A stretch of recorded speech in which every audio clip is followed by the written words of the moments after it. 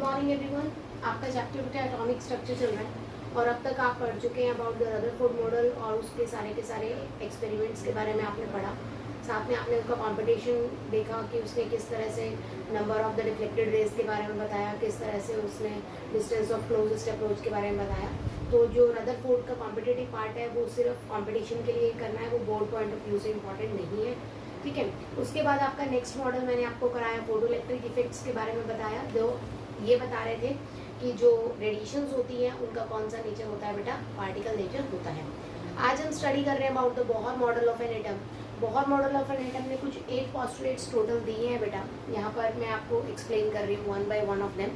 सबसे पहले आपको जो चीज़ क्लियर होनी चाहिए कि मैंने आपको अब तक के लेक्चर्स में 2 थ्योरीज के बारे में बताया है।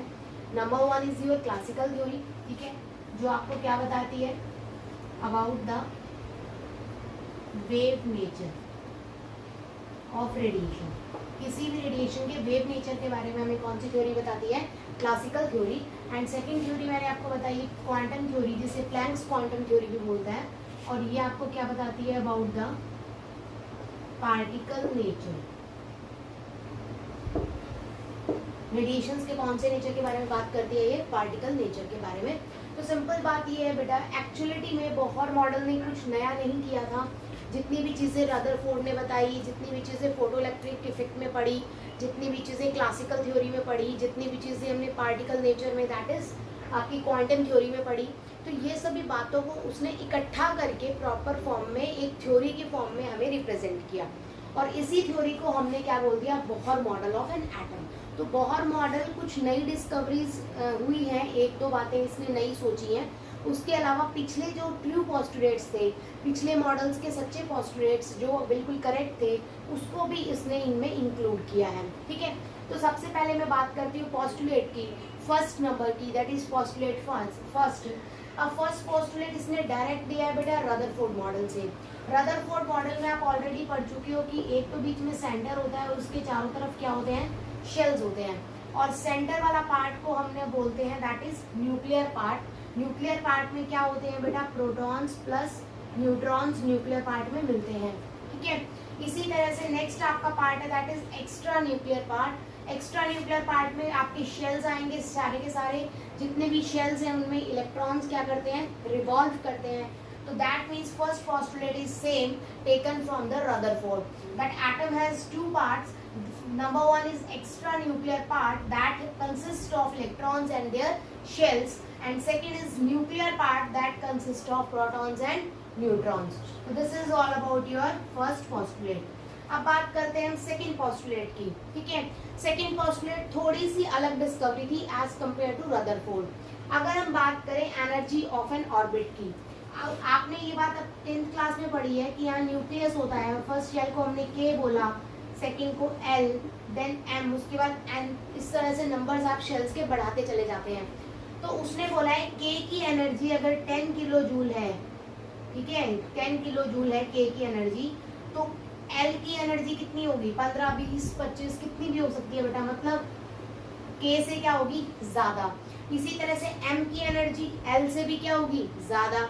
तो उसने बोला हर शेल की अपनी एक एनर्जी होती है जो कि फिक्स रहती है। That means energy of N orbit is always fixed in nature. अब एनर्जी फिक्स है बेटा ऑर्बिट की, फिक्स का दूसरा ही नाम होता है स्टेशनरी, इसीलिए मैंने वर्ड यूज किया, energy of orbit is always fixed, that's why orbits are known as stationary orbits. अब अगर ये बात आपको इंपॉर्टेंट है, ध्यान रखना, if you are writing shells, अगर आप वर्ड शेल यूज कर रहे हो तो आप रिप्रेजेंट करोगे ऑर्बिट्स को by KLMN, okay. And if you are using orbits, then you will represent it by numbers, that is 1, 2, 3, 4. This is an important. Shells को हमेशा अल्फाबेटिकल ऑर्डर से लिया जाता है, और जबकि आपके ऑर्बिट्स को हमेशा न्यूमेरिकल वैल्यू से लिया जाता है। इस चीज के पीछे कोई भी रीजन नहीं है कि why the number of shells is started from K. K से क्यों स्टार्ट हो रहे हैं शेल्स के नंबर। हो सकता है बोहर मॉडल ने जब इस थ्योरी को दिया उसे K वर्ड अच्छा लगता हो, इसलिए उसने K से स्टार्ट कर दिया। मतलब इसके पीछे कोई साइंटिफिक रीजन नहीं है कि why the shells name started from K। Clear हुई बात यहाँ तक। नेक्स्ट पोस्टुलेट्स की बात करते हैं, दैट इज इलेक्ट्रॉन्स के घूमने की। अब बेटा वो ये कह रहा है कि ये आपका न्यूक्लियस है, हम यहाँ थोड़ा स्पेस क्रिएट कर लेते हैं। पोस्टुलेट्स को समझाने के लिए।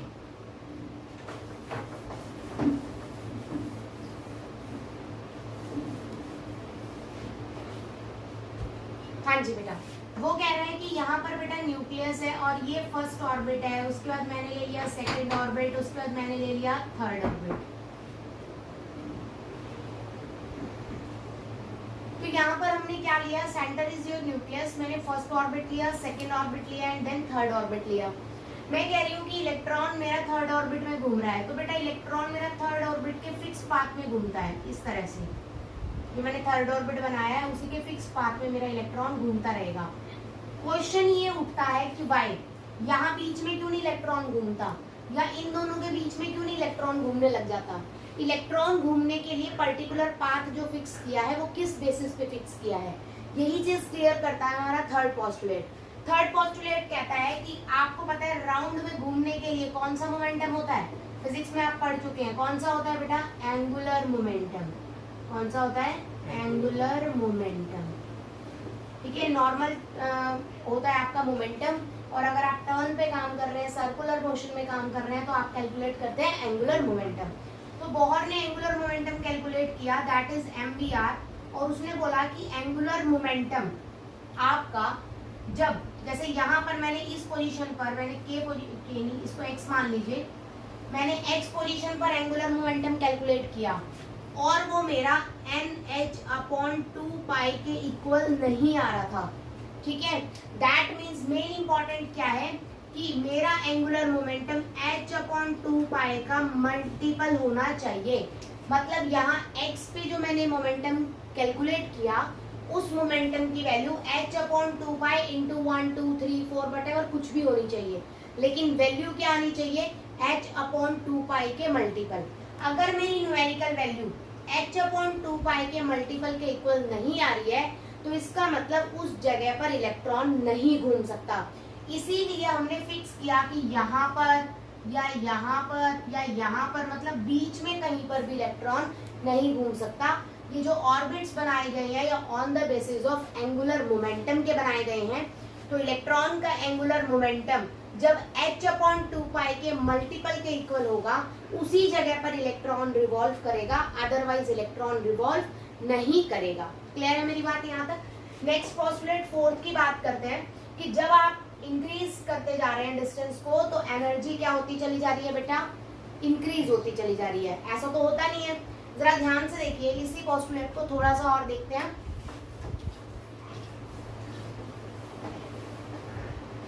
बेटा मैंने आपको एनर्जी बताई, that is potential energy. Potential energy क्यों, जरा ध्यान दीजिए, ये आपका न्यूक्लियस है बेटा और ये मैं शेल बना रही हूँ, इलेक्ट्रॉन यहाँ घूम रहा है बेटा, इलेक्ट्रॉन इस मोशन में घूम रहा है, इस तरह से भाई आगे की तरफ, वेलोसिटी v है उसकी, है ना। तो यहाँ पर जो उसकी वैल्यू होगी वो क्या होगी, काइनेटिक एनर्जी। यहाँ पर जो उसकी एनर्जी होगी वो कौन सी होगी बेटा, kinetic energy. Is that clear बेटा जी, ठीक है। लेकिन बच्चा न्यूक्लियस और इलेक्ट्रॉन के बीच में भी तो फोर्स लग रहा है राजे, लग रहा है ना, तो इस फोर्स की वजह से भी तो कोई ना कोई एनर्जी होगी, क्योंकि फोर्स हमेशा किससे रिलेट होती है, एनर्जी से। तो दैट मीन्स न्यूक्लियस और इलेक्ट्रॉन के बीच में भी क्या होगी, हमेशा एक एनर्जी होगी। और क्योंकि यहाँ पर कोई मोशन नहीं है तो कौन सी एनर्जी बोली जाएगी यहाँ, potential energy. Is that clear. तो अभी मैं मोशन की बात नहीं कर रही, मैं एनर्जी ऑफ शेल्स की बात कर रही हूँ। जिस तरह से ये न्यूक्लियस है तो यहाँ से यहाँ तक क्या कहलाएगी, एनर्जी ऑफ, बोलिए के। फिर नेक्स्ट शेल मैंने ले लिया तो यहाँ से यहाँ तक क्या कहलाएगी, एनर्जी ऑफ एल। फिर इस तरह से नेक्स्ट शेल की आप कैलकुलेट करेंगे, एनर्जी ऑफ एम। इस तरह से आप आगे कैलकुलेट कर सकते हैं। तो आप क्योंकि शेल्स की एनर्जी कैलकुलेट कर रहे हैं तो आप यहाँ एनर्जी कौन सी लेके चलेंगे, पोटेंशियल एनर्जी। ठीक है, काइनेटिक एनर्जी भी होती है इलेक्ट्रॉन के पास, बट वो हम आगे डिस्कस करेंगे। ठीक है, तो जरा ध्यान दीजिए बेटा, पोटेंशियल एनर्जी का फॉर्मूला क्या है, मैं आपको पहले भी करा चुकी हूँ, 1/4 pi angstrom into Q1 Q2 by में R। ठीक है, अब जरा ध्यान से देखिए, यहाँ पर पॉजिटिव है बेटा, ये शेल है, डन। इलेक्ट्रॉन पे चार्ज क्या होगा, मैं Q1 इलेक्ट्रॉन के लिए मान रही हूँ, कितना होगा चार्ज बोलो, माइनस होगी। क्लियर है मेरी बात। प्रोटॉन पे कितना होगा बेटा जी, एक प्रोटॉन पे चार्ज कितना होता है, प्लस ई। जितने प्रोटॉन्स होंगे, जैसे मैंने बोल दिया सोडियम है मेरे पास, तो सोडियम अगर मेरे पास है तो प्रोटॉन कितने होंगे बेटा, 11 प्रोटॉन होंगे, और इलेक्ट्रॉन्स भी कितने होंगे, 11 इलेक्ट्रॉन्स होंगे। ये बात समझ आई बेटा जी। तो अब आपका हम कैलकुलेट करते हैं फोर्स या एनर्जी किसके बीच में, कंप्लीट न्यूक्लियस और एक इलेक्ट्रॉन के बीच में। हमेशा एनर्जी कैलकुलेट होती है between complete nucleus and only one electron. एक इलेक्ट्रॉन पे चार्ज कितना है, -e। अब कंप्लीट न्यूक्लियस में प्रोटॉन्स कितने होंगे, जितना एटॉमिक नंबर होगा Ze। मैंने डिस्टेंस ऑफ क्लोजेस्ट अप्रोच करवाते हुए भी आपको ये बात बताई थी, ठीक है। तो डिस्टेंस ऑफ क्लोजेस्ट अप्रोच में आपको ये चीज क्लियर हो गई थी कि जो Q1 Q2 होते हैं वो क्या होते हैं। Q1 क्या होता है, चार्ज ऑन एन इलेक्ट्रॉन, और Q2 क्या होता है बेटा, चार्ज ऑफ प्रोटॉन्स। और प्रोटॉन्स हमेशा इकट्ठे होते हैं न्यूक्लियस में, तो टोटल चार्ज ही माना जाता है, दैट इज Ze। क्लियर है। अब अगर मैं बोलूं ये वैल्यू बेटा, अगर मैं बोलती हूँ CGS सिस्टम में आप ले रहे हो, तो CGS सिस्टम में ये वैल्यू किसके इक्वल होती है, 1 के इक्वल होती है। इसके इक्वल होती है 1 के इक्वल। और मैं आपको बता दी MKS सिस्टम में इसकी वैल्यू होती है 10 की पावर -9, 9 इंटू 10 की पावर 9 होती है, ठीक है। तो दिस इज इम्पोर्टेंट आपका। यहाँ पर अगर हम बात करते हैं तो यहाँ पर इसकी वैल्यू बेटा CGS में मैं कैलकुलेट कर रही हूँ। CGS में वैल्यू कितनी है यहाँ पर 1, ठीक है। तो इसको 1 पुट करेंगे तो पोटेंशियल एनर्जी कितनी आ जाएगी, बोलो 1 इंटू में Q1 की वैल्यू कितनी है -e, Q2 की वैल्यू कितनी है Ze, बाय में बेटा R, तो -Ze² बाय R आ गया भाई। इज दैट क्लियर बेटा जी। तो इसका मतलब जो K की एनर्जी होगी, ये K की एनर्जी, L की एनर्जी, M की एनर्जी, किसी की भी एनर्जी होगी तो वो एनर्जी आपकी हमेशा क्या आएगी बेटा, नेगेटिव आएगी। ये चीज क्लियर है कि एनर्जी ऑफ शेल हमेशा क्या होगी राजे, नेगेटिव ही होगी। ये बात क्लियर होगी आपको। अब आगे देखिए बेटा, एनर्जी ऑफ ए शेल हमेशा क्या है बेटा, negative, that is -Ze² by R। अभी आपने सिस्टम में कैलकुलेट किया है, कौन से सिस्टम में, CGS में, ठीक है। तो अब जरा ध्यान से देखिए बेटा, potential energy is equal to, आपका डायरेक्ट यहीं से ले लेते हैं, energy is inversely proportional to radius, energy is inversely proportional to radius. तो जैसे जैसे रेडियस इंक्रीज करेगी एनर्जी क्या करेगी, डिक्रीज करेगी बेटा, कोई डाउट तो नहीं है इसमें, ठीक है। तो बेटा वैल्यू डिक्रीज करेगी, तो वैल्यू अगर कम होती चली जाएगी, मेरे को बताओ पहले -5 है, वैल्यू डिक्रीज करेगी -2 और डिक्रीज करी -1, तो -1 बड़ा है या -5, -1 बड़ा है। बात समझ आई। तो वैल्यू अगर डिक्रीज कर रही है तो एनर्जी क्या कर रही है बेटा, इंक्रीज कर रही है। एनर्जी क्या कर रही है, इंक्रीज कर रही है। इज दैट क्लियर बेटा जी, कोई डाउट तो नहीं। तो एक टाइम ऐसा आएगा बेटा जब ये एनर्जी इंक्रीज करते करते कहाँ पे पहुंच जाएगी, 0 पे। कैसे कैसे पहुंची 0 पे, यूं थोड़े ना लिख देंगे, तो हम वो भी देखेंगे। E is equal to -Ze² by R है बेटा फॉर्मूले में। अगर मैं कह रही हूँ इनफाइनाइट शेल है, कौन से शेल की बात कर रही हूँ, एट इनफाइनाइट शेल, बहुत दूर एक शेल है, तो रेडियस कितनी हो जाएगी उसकी, इनफाइनाइट। तो E is equal to -Ze² by infinite बेटा। किसी भी चीज के नीचे इनफाइनाइट होता है तो वैल्यू कितनी आती है बेटा, 0।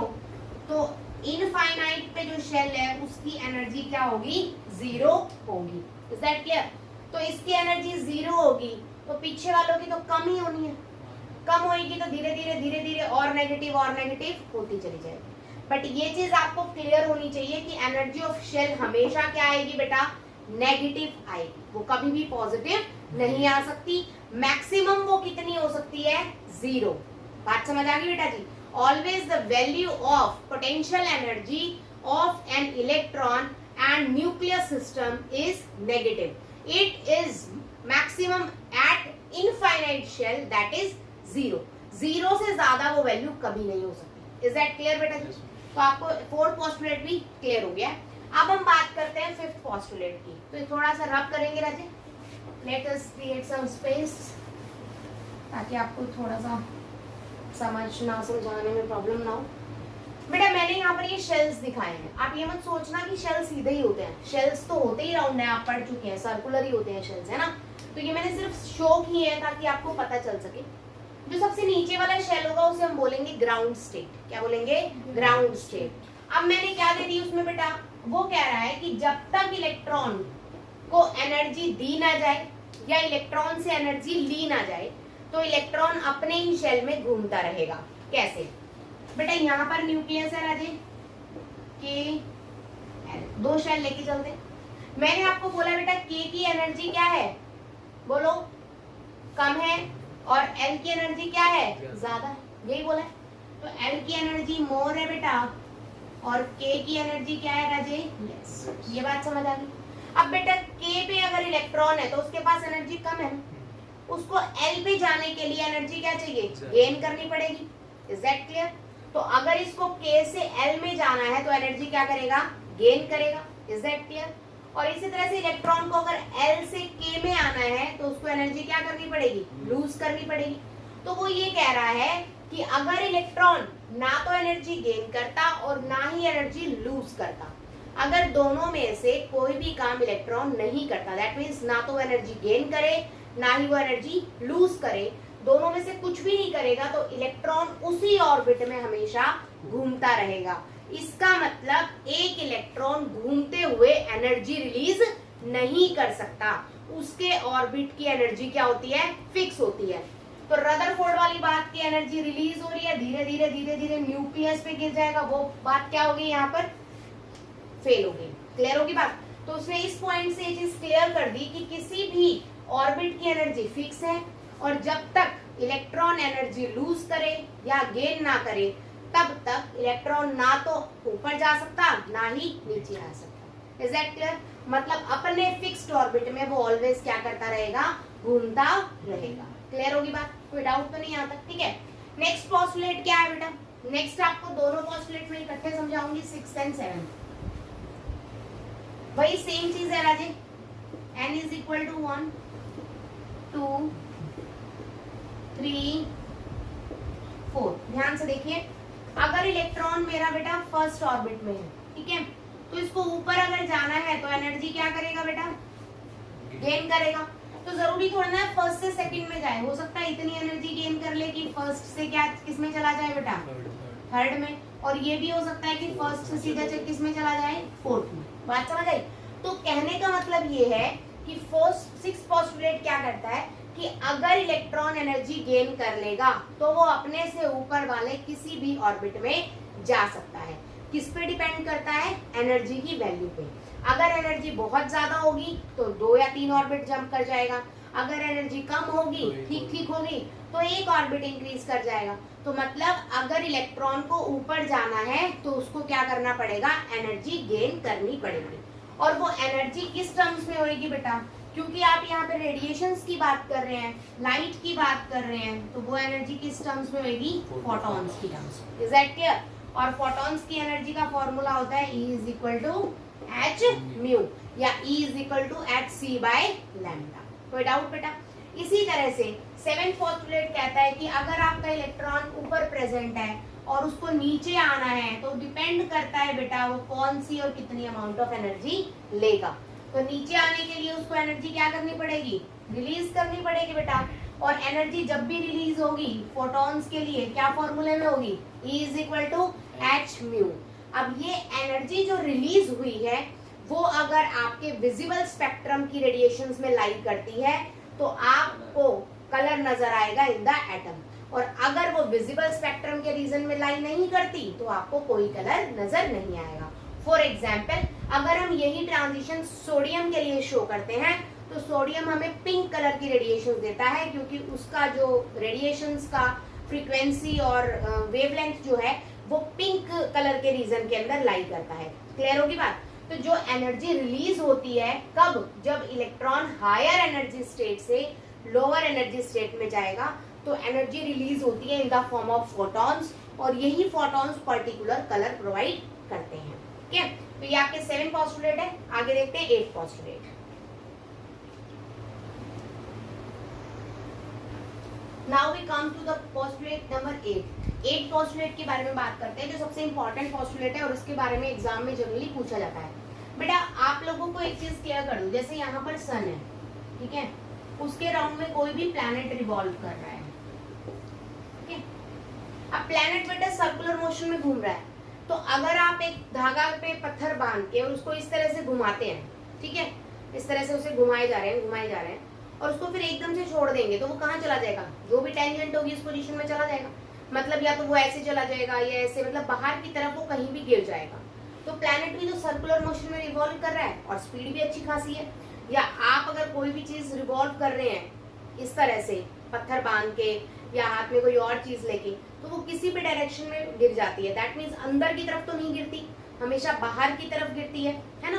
तो यही चीज यहाँ पे क्लियर कर रही हूँ मैं कि प्लैनेट जब इस तरह से सर्कुलर मोशन में घूम रहा है तो वो अगर अंदर की तरफ उसको किसी चीज ने पकड़ ना रखा हो, जैसे आपने धागे पे क्या बांधा, पत्थर बांधा, उसको घुमाया, जब तक आपने उसको होल्ड कर रखा है, जब तक आपने उसे पकड़ रखा है, वो पत्थर बाहर कहीं नहीं गिरेगा, है ना। इसका मतलब उस धागे को और उस पत्थर को होल्ड करने के लिए आपको अंदर से कोई ना कोई क्या लगानी पड़ रही है, फोर्स लगानी पड़ रही है। इज दैट क्लियर बेटा जी? और वो फोर्स कौन सी कहलाती है, जो सेंटर से बाहर की तरफ, बाहर से अंदर की तरफ लगती है, वो फोर्स क्या कहलाती है, सेंट्रीफ्यूगल फोर्स। क्या कहलाती है, सेंट्रीफ्यूगल फोर्स। अब बेटा बाहर से अंदर, बाहर क्या है, इलेक्ट्रॉन, अंदर क्या है, प्रोटॉन्स। तो चार्जेस के बीच में फोर्स कौन सी लगती है, इलेक्ट्रोस्टैटिक फोर्सेस, जिसका फॉर्मूला आपको क्लियर है, that is K × Q1 Q2 by R²। अब ये चीज मैं पहले भी बता चुकी हूँ, Q1 अगर मैं इलेक्ट्रॉन को लेती हूँ तो चार्ज कितना होगा, -E। Q2 अगर मैं प्रोटॉन को लेती हूँ तो चार्ज कितना होगा बेटा, ZE। तो यहाँ पर मैं फॉर्मूले में पुट कर दिया K × ZE × -E bye R²। क्या बन गया, -KZE² बाय R²। क्लियर है बेटा यहाँ तक? ठीक है। उसके बाद बेटा दूसरा फोर्स मैं बात करती हूँ, ये वो फोर्स है जिसकी वजह से कोई भी पत्थर, जैसे आपने अगर से छोड़ दिया पत्थर को जो आपने पकड़ रखा है धागे से बंधा हुआ, अगर आपने उसे छोड़ दिया तो वो कहीं जाके गिर जाएगा। इसका मतलब देयर इज आल्सो फोर्स जो बाहर की तरफ लग रही है बेटा, वो बाहर की तरफ लगने वाली फोर्स क्या कहलाती है, सेंट्रीपिटल फोर्स। कौन सी कहलाती है, सेंट्रीपिटल फोर्सेस। क्लियर होगी मेरी बात? जिसका फॉर्मूला क्या होता है बेटा, mv² बाय r। तो बोहर ने बोला कि इलेक्ट्रॉन ना तो अपने ऑर्बिट को छोड़ के बाहर की तरफ गिरता है और ना ही इलेक्ट्रॉन अंदर की तरफ आके न्यूक्लियस को लगता है। उसने बोला कि एक्चुअलिटी में जब इलेक्ट्रॉन घूमता है किसी भी ऑर्बिट में, तब दो फोर्सेस उस पे काम करती हैं।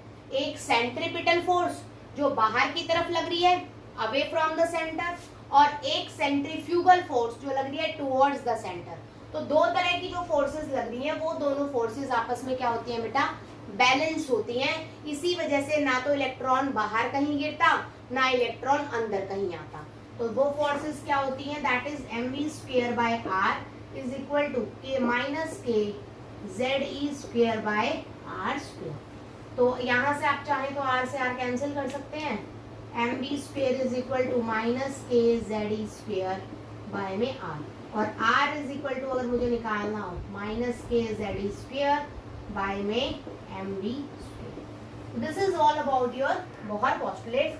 तो वो उसने सिर्फ इतना ही बोला एक पोस्टुलेट में कि क्यों इलेक्ट्रॉन ना तो बाहर गिरता ना अंदर की तरफ गिरता, क्योंकि इलेक्ट्रॉन्स हमेशा दो फोर्सेस से जूझता है, और वो दोनों ही फोर्सेस किस तरह की होती है बेटा, आपकी ऐसी फोर्सेस होती है जो आपस में क्या है, बैलेंस नेचर की है। ये आपको कंसेप्ट फिजिक्स में भी पढ़ने को मिलेगा। फिजिक्स में आपका एक चैप्टर है, उसमें आप पढ़ेंगे टर्निंग अ रोड। जब आप रोड पे, आपने नॉर्मल लाइफ में भी ऑब्जर्व किया होगा, when you are driving in Activa या फिर आप साइकिल को राइड कर रहे हैं, तो उस टाइम पर आप जैसे ही मोड़ पे टर्न लेते हैं तो आप थोड़ा सा झुकते हैं, अपनी बॉडी को बेंड करते हैं। That is to balance these forces. इन दोनों फोर्सेस को बैलेंस करने के लिए आप अपनी बॉडी को क्या करते हैं, बेंड करते हैं, जिससे क्या होती है, फोर्सेस बैलेंस हो जाती है और आप आसानी से क्या कर सकते हैं, टर्न ले सकते हैं। ना तो आप अंदर की तरफ गिरते, ना ही आप बाहर की तरफ गिरते। ठीक है, तो this is all about your Bohr model. अब हम इसका करेंगे मैथमेटिकल डेरिवेशन। इसको क्लीन करते हैं, फिर आप मैथमेटिकल डेरिवेशन देखते हैं।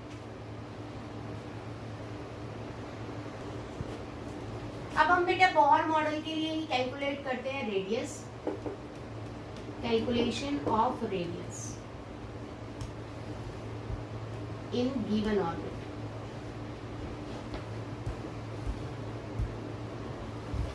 फॉर एनी इलेक्ट्रॉन, बेटा इलेक्ट्रॉन घूम रहा है आपका ऑर्बिट में, तो उसकी रेडियस कितनी है उसको हम बोहर मॉडल के बेस पे कैलकुलेट कर सकते हैं। तो बोहर मॉडल ने दो ही आपको क्या दिए, आपको मेन मैथमेटिकल फॉर्मूले दिए। फर्स्ट के अकॉर्डिंग उसने बोला mvr is equal to nh upon 2π, that is क्या है ये, angular momentum is a multiple of h upon 2π। This is equation first, ठीक है। और एक उसने इक्वेशन दी mv square by r is equal to minus K ze square by में r स्क्वायर। तो ये दो उसने रिलेशंस यहाँ पर आपको दिए हैं, ठीक है। तो यहाँ से हम v की वैल्यू कैलकुलेट करेंगे बेटा, v is equal to nh upon 2π into में mr, डन बेटा। और ये v की वैल्यू सेकेंड इक्वेशन में, this is your second equation, इसमें पुट कर देंगे तो क्या आएगा m इंटू में m बाय r इंटू में n का स्क्वायर h का स्क्वायर, मैं डायरेक्ट लिख रही हूँ बेटा, बाय में 2π का स्क्वायर इंटू में m का स्क्वायर इंटू में r का square is equal to minus K ze square by में r स्क्वायर। तो जो चीजें कट हो रही है उन्हें कट कर दीजिए बेटा जी, एक m से एक m कट जाएगा, ठीक है। और क्या कटेगा, बस, और तो कुछ नहीं कट रहा, ठीक है। तो यहाँ से r की वैल्यू कितनी आ गई बेटा, n स्क्वायर h स्क्वायर, ठीक है, बाय में 2π स्क्वायर को आप लिख सकते हैं 4π स्क्वायर इंटू में बेटा m इंटू में k z e square minus का। अब रेडियस कभी भी नेगेटिव हो सकती है क्या, नहीं, तो यहाँ पर नेगेटिव को एज्यूम नहीं करेंगे। तो this is your radius of an atom. लेकिन आपको ये याद रखने की जरूरत नहीं है कि this is radius of an atom, क्यों नहीं है, आप जरा ध्यान से देखिए, इसमें n क्या है, नंबर ऑफ ऑर्बिट बेटा, ठीक है। h क्या है राजे, 6.626 इंटू 10 की पावर माइनस 34, ठीक है, जूल पर सेकंड। मतलब मैं सिर्फ यहाँ पर यूनिट्स नहीं बता रही हूँ, सिर्फ मैथमेटिकल टर्म लिखते हैं।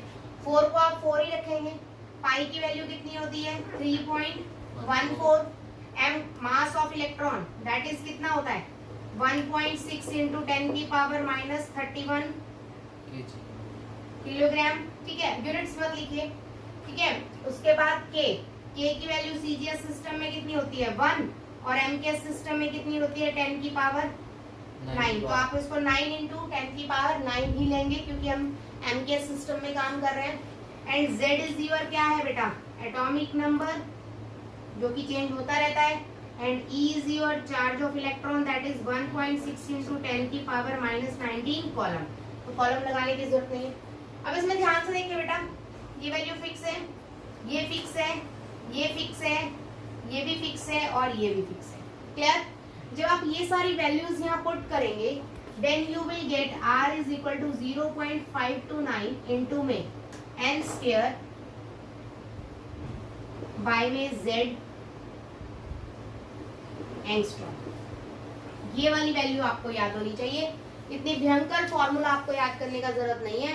आपको पता होना चाहिए radius of any atom is always 0.529 into N square upon z angstrom. अब यही चीज मैं आपको बोल दूं, calculate the radius of an atom, sorry हम क्वेश्चन लेते हैं calculate the radius of hydrogen for first orbit. तो एन की वैल्यू कितनी हो जाएगी 1 और हाइड्रोजन का एटॉमिक नंबर कितना होता है 1, तो 1 बाय 1 नॉर्मल।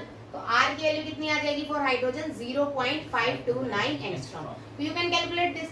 लेकिन आपको ये बात याद रखनी है कि बोहर मॉडल सिर्फ उन्हीं एटम्स पे एप्लीकेबल है या उन्हीं आयंस पे एप्लीकेबल है जिनके पास सिर्फ एक इलेक्ट्रॉन होता है। यही इसकी एक सबसे बड़ी लिमिटेशन है। मतलब क्या हुआ, जैसे हाइड्रोजन 1 इलेक्ट्रॉन है बेटा, हीलियम आपको पता है 2 इलेक्ट्रॉन होते हैं तो एक लूज करवा दो He पॉजिटिव। इसी तरह से लिथियम आपको पता है 3 इलेक्ट्रॉन होते हैं तो कितने लूज करा दोगे 2। इसी तरह से बेटा बेरिलियम आपको पता है 4 होते हैं तो कितने लूज करा दोगे 3। मतलब ऐसे आयंस या ऐसे एटम्स के लिए बोहर मॉडल एप्लीकेबल है जिनके पास सिर्फ एक इलेक्ट्रॉन होता है, मोर देन 1 इलेक्ट्रॉन के लिए एप्लीकेबल नहीं है। Is that clear? तो मोर देन 1 इलेक्ट्रॉन के लिए एप्लीकेबल नहीं है तो एटॉमिक नंबर फिर भी अलग अलग लेना है। ये मत सोचिएगा कि नंबर ऑफ इलेक्ट्रॉन्स देने हैं, यहाँ एटॉमिक नंबर देना है। यहाँ हीलियम है, हीलियम का कितना होता है एटॉमिक नंबर 3, तो यहाँ क्या रखेंगे 3। बेरिलियम का 4 तो रखेंगे 4, हीलियम का 2 तो रखेंगे 2। ऑर्बिट में बोल दूं n की वैल्यू 2, 3, 4, क्वेश्चन में कुछ भी हो सकती है तो उसके अकॉर्डिंगली आप फिल कीजिए एंड गेट योर आंसर। तो रेडियस ऑफ एन एटम आपको सबको समझ आ गया। तो यहाँ से दो ग्राफ आप जरा ध्यान से देखिए बेटा,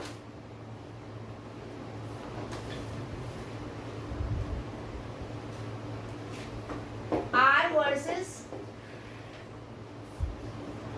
1/z। तो यहां से मैं देखूं तो R वर्सेस 1/z, ये सब तो कांस्टेंट है बेटा, तो R is directly proportional to, मैं कह सकती हूँ R is directly proportional to 1/z बेटा। और डायरेक्टली प्रोपोर्शनल के लिए आपके पास क्या होता है graph, y is equal to mx है, सिंपल 1/z इधर, तो दैट इज क्या आएगी बच्चा, स्ट्रेट लाइन। क्लियर होगी बात। इसी तरह से सेकंड ग्राफ में देख रही हूँ R के बीच में और n के बीच में। अब जरा ध्यान दीजिए, n के बीच में करना है ना मुझे, n स्क्वायर के बीच में तो नहीं बोला ना मैंने, तो जब r और n के बीच में करूंगी तो मैं इस वैल्यू को क्या मानूंगी बेटा, x, ठीक है। तो मुझे n का निकालने के लिए इसका स्क्वायर करना पड़ेगा ना, है ना। तो दैट मींस अगर n के लिए निकालना है तो y is equal to mx square आएगा, दैट इज पैराबोला आएगा इस तरह से। क्लियर है मेरी बात, ठीक है। इसी तरह से अगर मुझे between r and n square बोलना है तो बेटा n स्क्वायर तो सीधा सीधा x ही हो गया, तो y is equal to mx, तो इसके लिए क्या आएगी, स्ट्रेट लाइन। क्लियर होगी मेरी बात, ठीक है। These are the three graphs which is related to your radius. Done, ठीक है। इसके बाद हम देखते हैं वेलोसिटी। अब हम करते हैं बेटा कैलकुलेशन ऑफ वेलोसिटी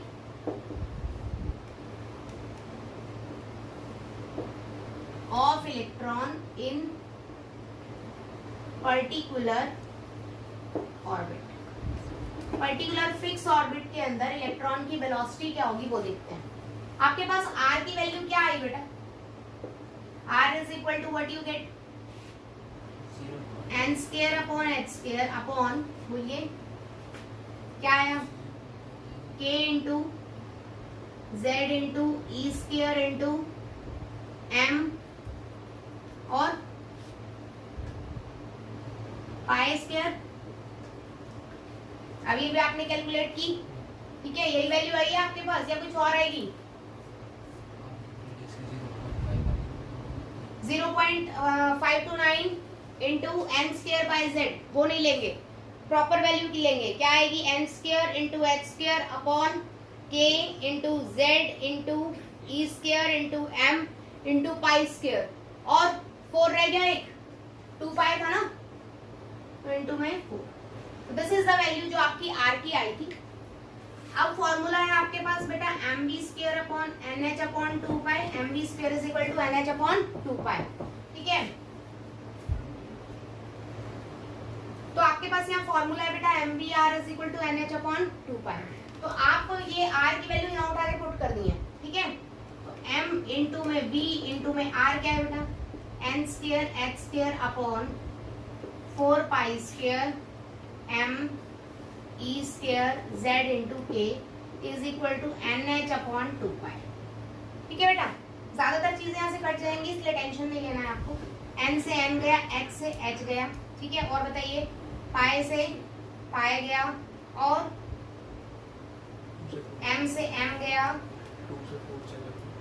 यस 2 से क्या गया 4, तो आपके पास क्या बच गया, v into n into h upon 2 pi e square into z into k is equal to 1। तो यहाँ से बेटा v निकालो, बाकी सब उधर रहने दो। तो यहाँ से you will get v, then v is equal to कितना आएगा बेटा, 2 pi e square z k by में एन एच। यहाँ तक क्लियर है बेटा, ठीक है। अब यहाँ पर भी सेम चीज वही है, h की वैल्यू आपको पता है, k की वैल्यू आपको पता है, e की वैल्यू पता है, पाई की पता है, 2 कांस्टेंट है ना, ये सब वैल्यूज आपको पता है। जब आप ये सब वैल्यूज उसमें पुट करेंगे तो you will get answer 2.18 into 10 की पावर 8 इंटू जेड बाय में n। सीजीएस सिस्टम में चल रहे हैं तो सेंटीमीटर पर सेकेंड रहेगी वेलोसिटी। क्लियर होगी मेरी बात। तो this is what your velocity. अब सेम बेटा ग्राफ आप लोग खुद बनाएंगे, वेलोसिटी वर्सेस जेड। आपको बनाना है वेलोसिटी वर्सेस जेड, और आप कौन सा बनाएंगे बोलिए, वेलोसिटी वर्सेस 1/n, और अब लगाइए वेलोसिटी वर्सेस n। तीनों ग्राफ बहुत आसानी से बना लेंगे आप, कोई बड़ी बात नहीं है। Velocity versus z directly proportional देगा, straight line. Velocity versus 1/n भी स्ट्रेट लाइन देगा, और वेलोसिटी वर्सेस n क्या देगा बेटा, z का n का इनवर्स हो गया ना, ऊपर जाएगा तो इनवर्स में नेगेटिव स्लोप देगा। ऐसे वेलोसिटी इधर आएगी और n इधर आएगी, क्या नेगेटिव के साथ। बाकी दो ऊपर वाले तो आप आसानी से बना लेंगे, ठीक है। तो this is all about your velocity of the particular orbit, ठीक है।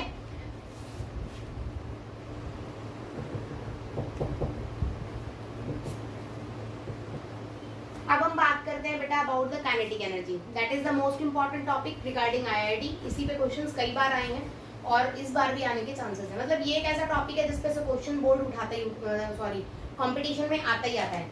शायद बोर्ड में मेरे ख्याल में आप लोगों का ये इतना इंपॉर्टेंट नहीं होगा, बट अकॉर्डिंग टू कंपटीशन ये टॉपिक्स बहुत ज्यादा इंपॉर्टेंट है, ठीक है। तो नेक्स्ट लेते हैं हम kinetic energy of electron in particular orbit. तो बेटा मुझे एक बात बताइए, मैं अब तक आपको ये बात बता चुकी हूँ कि आपका बीच में क्या होता है, न्यूक्लियस होता है, और बाहर क्या है, इलेक्ट्रॉन है जो घूम रहा है। और यहाँ पर दो तरह की काइनेटिक एनर्जीज हैं। अगर मैं बात करूँ, ये तो रिवॉल्व कर रहा है बेटा, घूम रहा है, तो इलेक्ट्रॉन अगर ऑर्बिट में घूम रहा है तो इसके पास कौन सी एनर्जी होगी, kinetic energy, that is half mv²। Clear है मेरी बात। और इसके और इसके बीच में भी तो एनर्जी लाई करेगी, कौन सी एनर्जी होगी यहाँ पर, पोटेंशियल एनर्जी, जो कि होगी k into Q1 Q2 by में r² r के। क्लियर है। तो अगर मैं बात करूं किसी भी सिस्टम की, तो आपका कोई भी इलेक्ट्रॉन रिवॉल्विंग सिस्टम है, तो सिस्टम के अंदर आपकी दो तरह की एनर्जीज लाई करती हैं, that is kinetic energy and potential energy. अगर हम बात करते हैं काइनेटिक एनर्जी की, तो वो है आपका हाफ mv², पोटेंशियल एनर्जी है k into Q1 Q2 by में r, ठीक है। तो टोटल एनर्जी आप बोले बेटा, total energy is equal to, system की निकालूं तो मैं दोनों को जोड़ दूं बेटा, that is kinetic energy plus में पोटेंशियल एनर्जी, ठीक है। काइनेटिक एनर्जी क्या होगी, half mv² plus potential energy क्या होगी, k into Q1 Q2 by में r। यहाँ तक कोई डाउट है किसी को, क्लियर हो गया अच्छे से। Q1 की वैल्यू कितनी है राजे, फॉर एन इलेक्ट्रॉन कितनी होती है, -e। Q2 की कितनी होती है बेटा, Ze। तो दोनों की वैल्यूज यहाँ पुट कर दीजिए, half mv² plus k into में बोलिए Ze² बाय में r। कौन सा, माइनस का आएगा बेटा, तो बाहर माइनस आ जाएगा। क्लियर है मेरी बात यहाँ तक। तो टोटल एनर्जी हमारी क्या बनी, half mv² minus k Ze² by r। Clear है यहाँ तक, ठीक है। मैंने कुछ नहीं किया, मैंने आपको सिर्फ इतना बताया है कि किसी भी इलेक्ट्रॉन के पास जो ऑर्बिट में घूम रहा है, दो तरह की एनर्जी होती है। एक एनर्जी वो जिसकी वजह से वो सर्कुलर पाथ में घूमता है, that is known as kinetic energy. और दूसरी आपकी कौन सी होती है, जिसकी वजह से न्यूक्लियस और इलेक्ट्रॉन के बीच में अट्रैक्शन फोर्स चलता है, वो एनर्जी कौन सी होती है आपकी, पोटेंशियल एनर्जी। क्लियर है।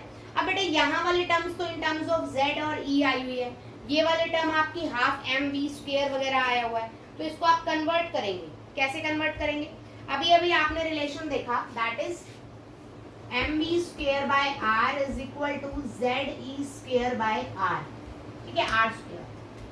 ठीक है, कहाँ किया था ये रिलेशन आपने, हमने याद है आपको, हाँ, रेडियस निकालते वक्त हमने इस रिलेशन को यूज किया था, ठीक है। ये रिलेशन हम लोगों ने कहाँ किया था, when we are calculating about the radius, हमने उस टाइम पे इस रिलेशन को यूज किया था। तो रिलेशन है mv² by r is equal to Ze² by में r²।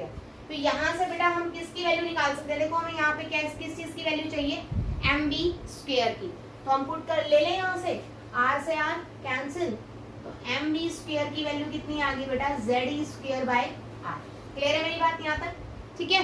तो यहाँ ये वैल्यू पुट कर दीजिए बेटा, mv² की उठा के इक्वेशन 1 में पुट कर दीजिए, तो total energy is equal to half as it is, mv² की जगह इस वैल्यू को पुट करेंगे, आपका क्या आएगा, Ze² by r minus kZe² by r। Clear है मेरी बात यहाँ तक। हम बात कर रहे हैं बेटा CGS सिस्टम में, CGS सिस्टम में k की वैल्यू कितनी होगी, 1, k की वैल्यू 1 होगी, तो रिलेशन बन जाएगा कितना, बोलिए 1/2 Ze² by r minus Z(E)²/r। Clear है? तो हाफ में से चला गया तो कितना बचेगा, माइनस Z(E)² में 2r। तो ये आपकी क्या होगी, टोटल एनर्जी होगी किसी भी सिस्टम की। This is about your total energy of the system. अगर आपका इलेक्ट्रॉन किसी भी पर्टिकुलर ऑर्बिट में घूम रहा है तो एक चीज क्लियर है कि जो एनर्जी होती है वो किस पर डिपेंड करती है, हमेशा एटॉमिक नंबर पे। किस पे डिपेंड करती है, एटॉमिक नंबर पे। नंबर ऑफ ऑर्बिट पे डिपेंड नहीं कर रही। आपको नजर नहीं आ रहा है यहाँ पर n कहीं पर भी यूज नहीं हुआ, इसका मतलब हमारी एनर्जी नंबर ऑफ ऑर्बिट पे डिपेंड नहीं कर रही है। किस चीज पे डिपेंड कर रही है, एटॉमिक नंबर पे। अब एटॉमिक नंबर ज्यादा होगा तो उसका डिस्ट्रीब्यूशन अलग अलग होगा, इसीलिए एनर्जी भी क्या होती है, अलग अलग होती है। ठीक है, यहाँ पर अगर आप रेशो देखें जो आप खुद करेंगे, मैं सिर्फ आपको बता रही हूँ, you will do it by yourself. अगर आप पोटेंशियल एनर्जी बाय में टोटल एनर्जी का रेशो लें, पोटेंशियल एनर्जी कितनी है बेटा, कितनी वैल्यू है पोटेंशियल एनर्जी की, ये वाली पोटेंशियल है ना बेटा, या ये पोटेंशियल है, ये तो काइनेटिक है, दिस इज काइनेटिक एनर्जी, और ये क्या है, पोटेंशियल एनर्जी। तो पोटेंशियल एनर्जी कितनी है, माइनस के Z(E)² में r। ठीक है, डिवाइडेड बाय में टोटल एनर्जी कितनी है बेटा, माइनस Z(E)² में 2r। सीजीएस सिस्टम में k की वैल्यू कितनी होगी, 1। ठीक है, ये सारा पार्ट इस सारे पार्ट से कैंसिल, माइनस से माइनस कैंसिल, तो potential energy by total energy हमेशा किसके इक्वल आती है, 2 के। तो याद रखना, potential energy is double of किसके बेटा, sorry, total energy. Potential energy हमेशा डबल होती है किस चीज की, टोटल एनर्जी की। इसी तरह से अगर आप kinetic energy by total energy करें, काइनेटिक एनर्जी कितनी है बेटा, 1/2 Z(E)² r, यही है, डिवाइडेड बाय में टोटल एनर्जी कितनी है बेटा, माइनस 1/2 Z(E)² में r, यही है। तो ये कैंसिल हो जाएगा, कितना बच जाएगा बेटा, -1। तो kinetic energy is equal to minus of कितना, total energy. Is that clear? तो ये दो रिलेशन है जो आपको कंपटीशन के लिए भी याद रखना है, दिस इज इंपॉर्टेंट वन। ठीक है, तो this is all about your Bohr model. Bohr model में हमने क्या पढ़ा, उसके 8 के 8 पोस्टुलेट्स पढ़े, साथ में हमने बोहर मॉडल को यूज करके रेडियस कैलकुलेट किया, वेलोसिटी कैलकुलेट किया, एंड एट लास्ट हमने काइनेटिक एनर्जी कैलकुलेट की। We have also studied their graphs, हमने उनके ग्राफ भी कैलकुलेट कर दिए। अब इनके जो पोस्टुलेट्स हैं और इनके जो रिलेशंस हैं उनके बेसिस पे कुछ क्वेश्चंस हैं, कुछ आपके एनसीईआरटी में गिवन है, कुछ आप एक्स्ट्रा बुक से कीजिएगा। अगर आपको कोई भी क्वेश्चन में डाउट हो, कुछ भी मुझसे पूछना हो, तो या तो मुझे कमेंट कर दीजिएगा या व्हाट्सएप पे पूछ लीजिएगा। ठीक है, आपका आज बोहर मॉडल में फिनिश कर चुकी हूँ। ठीक है, हम कल नया टॉपिक स्टार्ट करेंगे अगर आपके डाउट्स नहीं होंगे तो।